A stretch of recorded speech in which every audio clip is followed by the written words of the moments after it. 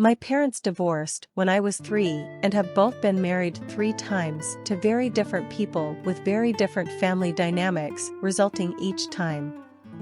From a young age, I wanted to fully experience another person, build something, expand one another's lives. And I did. With some boyfriends it was sexual growth or emotional growth, or it was intellectual, but I was never able to connect on multiple levels with one person. A complicating and important part of this story is my health. I went undiagnosed with celiac disease from ages 12 to 28, and it was extremely debilitating most of the time. I was having a particularly difficult time in college, and it was about a year in that I met and began my relationship with my husband. He was older than I and extremely intelligent, responsible, and self-assured. He wanted to be a support to me, and I found his presence very comforting. About a year into our relationship, I started really focusing on getting well. I didn't want to curtail my life anymore. I wanted to be healthy and able to be myself, and I thought my husband would embrace this. But he seemed threatened by it and became very judgmental. I think he liked our reserved life, which felt very restricted to me, and didn't want it to change. I continued trying to include him. So I wouldn't say I was wildly happy, but I wasn't unhappy. I figured we were just working through some things, and I hoped he would come around. I met him while still in college. We were in a photography class together. I remember so clearly the day I met him. He walked into the room and I felt this wave of energy. I had never seen him before, but somehow I recognized him. I just knew he was supposed to be in my life. He was talented, funny, and engaging. He encouraged my photography, and I think I did some of my best work during that time. We became inseparable, but nothing physical happened at first. He knew I was married, but we didn't talk about it. I hoped this intense love I felt for him would dissipate, but it never did. I felt guilty about my feelings, but overwhelmed by them at the same time.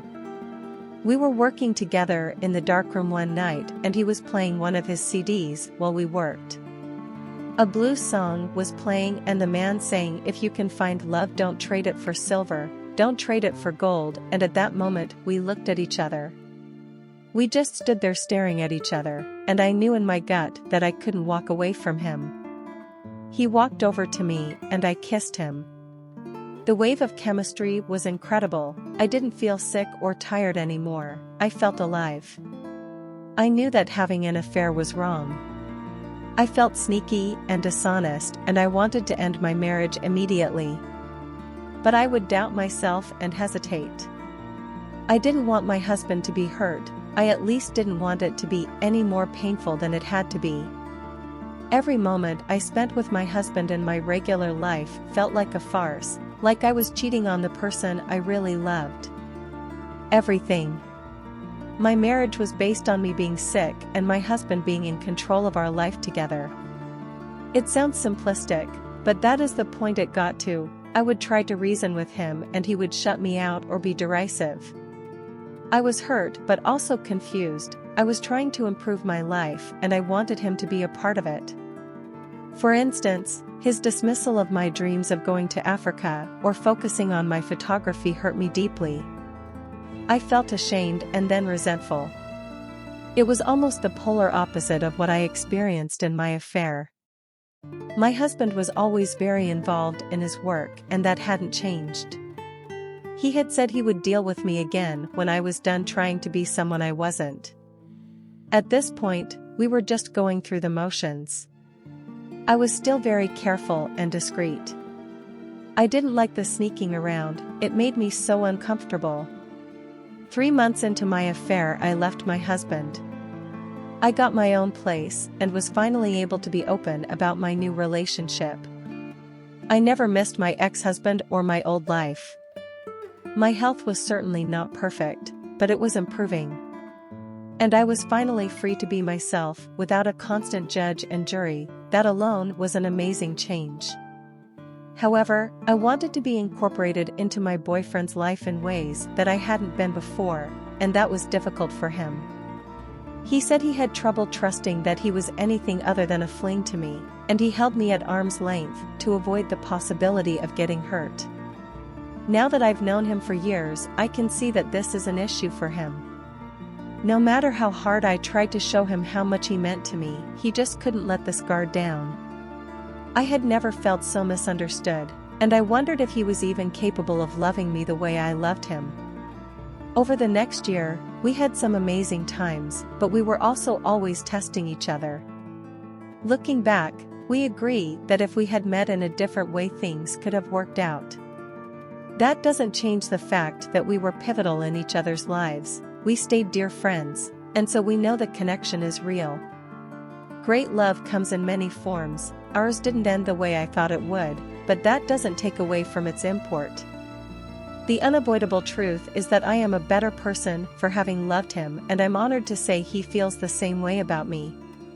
It can be such a difficult and complex situation, but here are some truths I took away from my experience.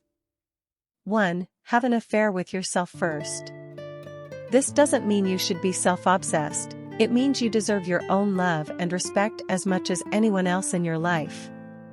That way you will find out who you are and what you want. If I had committed to being well enough to be myself in the first place, maybe I never would have gotten married at all. 2. I believe this with every fiber of my being. You can control your actions, but you cannot control who you love. 3. Be brave. Sometimes you just need to jump.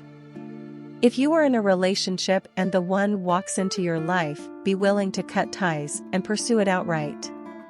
My affair was my hesitation to set my old life on fire and begin anew. I knew what I wanted that night in the darkroom. I should have acted then. True love doesn't happen every day. This isn't to say that we all only have one great love, because I don't think that's true, but if you know in your gut you are meant to be with someone, be willing to soul search honestly and end one story before you begin another.